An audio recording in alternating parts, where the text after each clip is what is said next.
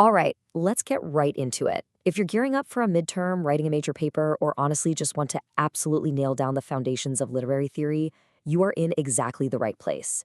Today, we're unpacking a truly foundational text, Terry Eagleton's brilliant and pretty provocative chapter, The Rise of English. We're going to break down exactly how English literature wasn't just, handed down from the heavens. It was actually constructed as a rigorous academic discipline for very specific historical and political reasons. Grab your notebooks because this explainer is heavily exam-oriented.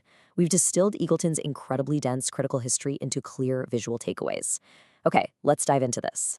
Here is our roadmap and definitive chronological study guide for today. 1. Literature as ideological power. 2. Religion fails, literature rises. 3. A subject for the outcasts. 4. Imperialism and academic legitimacy. 5. New criticism and psychological therapy. And finally, number 6, Empson's democratic ambiguity. Section 1. Literature as ideological power. Let's kick things off with a massive question, one that Eagleton uses right out of the gate to challenge our most basic assumptions. What actually is literature? When you sit down in an English class, what exactly are you studying and why? If you get an exam question asking to define literature according to Eagleton, listen up, because this is your golden ticket.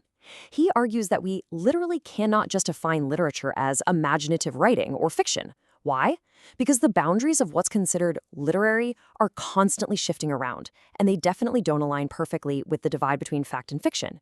Instead, Eagleton posits that literature is fundamentally an ideology. It's a system of values intimately related to questions of social power, social control, and basically the preservation of a specific social order. Take a look at this comparison, because it completely shatters the whole fact versus fiction argument.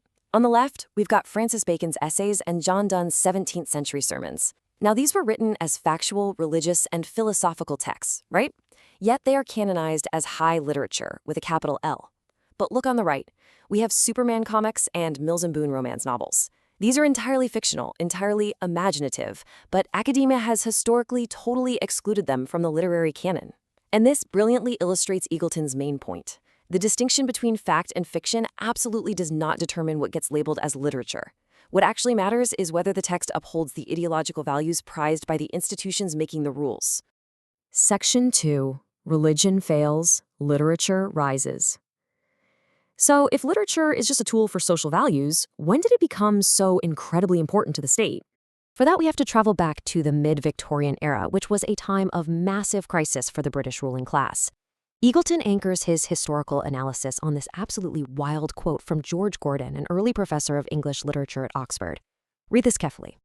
England is sick, and English literature must save it. The churches having failed, English literature has now a triple function to save our souls and heal the state. That's intense, right?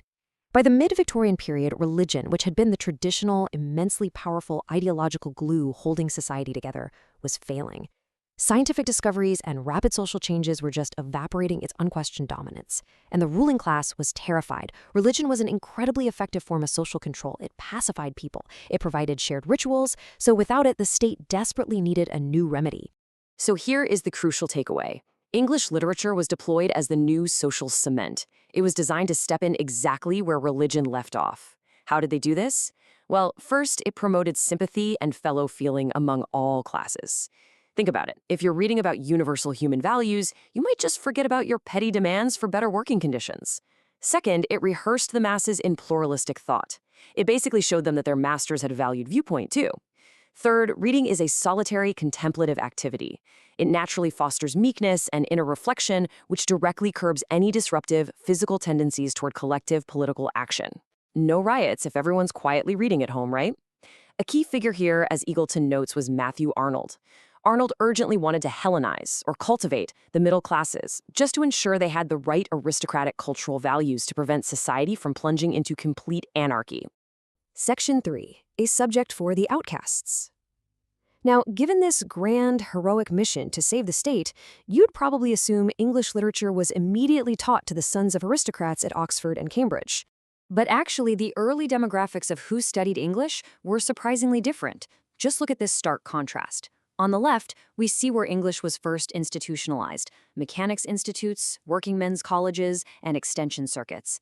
It was quite literally known as the poor man's classics, designed to provide a cheap, moralizing education to the working class. It was also deemed a highly suitable subject for women and provincial schoolmasters because it was considered soft, humanizing, and essentially feminine. But over on the right, we have the elites at Oxford and Cambridge. The gentlemen there absolutely weren't studying English in class. They just read novels in their spare time. For rigorous academic discipline, they studied the classics, greats, and philology. To the elite, English was just idle gossip about literary taste, totally unfit for a serious university. Section 4. Imperialism and Academic Legitimacy.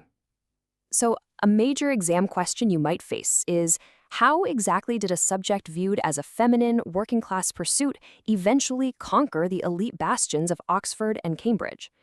The short answer? Imperialism and a massive academic rebrand. Let's track this on the timeline to see exactly how it played out. Mid-19th century, as we just saw, it's strictly for the working class. But by the late 19th century, British capitalism is facing serious threats from German and American rivals. The British Empire desperately needs a unified national identity. So what do? They add English literature to the civil service examinations. This meant servants of British imperialism could travel overseas armed with a neatly packaged version of their own cultural superiority to impress colonial peoples. Then, boom, 1914 hits, World War I. The war created an urgent, desperate need for a sense of national mission. And it was exactly in the fires of World War I and its immediate aftermath that English finally achieved victory and academic legitimacy at Oxford and Cambridge. The war completely flipped the script for the subject. It simply could no longer be seen as a feminine, dilettante pursuit. It had to become masculine, it had to be patriotic, and it had to be rigorous. Eagleton highlights figures like Sir Walter Raleigh, the first really literary Oxford professor. Get this, Raleigh was actually thrilled when World War I broke out. Why? Because it allowed him to abandon what he saw as the feminine vagaries of literature, to go write manly war propaganda. It was all about defining a deeply organic English identity through towering figures like Shakespeare and Milton, specifically to unite the nation against its enemies. Section 5. New Criticism and Psychological Therapy. Okay, so once English was firmly planted inside the elite universities post-World War I, a brand new problem popped up. How do you actually examine it? I mean, how do you make the study of a poem rigorous and professional? This kicks off the methodological wars of the 20th century. Enter I.A. Richards over at Cambridge. To legitimize English, Richards tied it to hard-nosed scientific psychology. He believed society was in a massive crisis because science had completely devalued traditional mythologies and religion. The human psyche was dangerously disturbed. So, Richards argued that poetry must do the heavy lifting of saving us. Poetry, according to him, provides pseudo-answers. It's not giving you objective scientific truth about the world. Rather, it organizes your conflicting psychological impulses. It's essentially emotional therapy designed to overcome the sheer chaos of modern existence. His logic was, if your impulses are organized by a good poem, you won't fall apart, and by extension, society won't fall apart. Now, Richards was a huge influence on a massive movement you've probably heard of, American New Criticism. If you were tested on New Criticism, you absolutely need to know this definition. New Criticism treated the literary text as a supreme, untouchable, self-sufficient object. Eagleton likens it to an isolated fetish, almost like an urn or an icon sitting on a pedestal. They boldly severed the poem from literally everything else. They didn't care about the author's original intentions, they didn't care about the emotional response of the reader, and most importantly, they totally disentangled it from its social and historical context. Why would they do that? Well, the 1920s and 30s were full of social decay and political instability. The new critics basically wanted to pluck the poem free from the wreckage of history and hoist it up into a sublime, conflict-free space where it couldn't be touched by the messiness of reality. Section 6. Empson's Democratic Ambiguity. But hey, not everyone agreed with locking the poem away in a historical vacuum. This brings us to our final major critic in Eagleton's first chapter, William Empson. To synthesize all this dense critical history for your exams, we've put together this summary table. It's basically a cheat sheet to visualize these competing ideologies. So you've got I.A. Richards, who sees poetry as psychological therapy for a reader who desperately needs their chaotic impulses organized. Then you have New Criticism, treating the poem as a locked, spatial object where the reader's personal feelings are just totally irrelevant. And then there's William Empson. Empson views the poem as ordinary, open language. He sees the reader as a highly active participant whose own social context actually helps generate the poem's meaning. Let's zoom in on Empson's approach compared to the new critics for a second. The new critics, they loved paradox and irony, but only because those tensions were always neatly resolved into a closed, unified structure at the end of the day. They essentially shut the reader out. Empson, on the other hand, championed ambiguity. For Empson, an ambiguity is a verbal nuance that actually gives room for alternative reactions. His whole approach is radically open-ended. It relies on the messy, real-world social contexts and expectations that an everyday, common reader brings to the text. It's a much more liberal, social, and democratic way of reading, and firmly pushes back against the sterile, almost technocratic dissection favored by the new critics. Wow, okay, we have covered a massive amount of ground today. We traced literature all the way from being a tool of Victorian social control right up to the fierce academic battlegrounds of the 20th century. Eagleton's analysis fundamentally alters how we view the classroom itself. So, as we wrap up this explainer, I want to leave you with a pretty provocative question to chew on. This would honestly make an amazing angle for your next essay.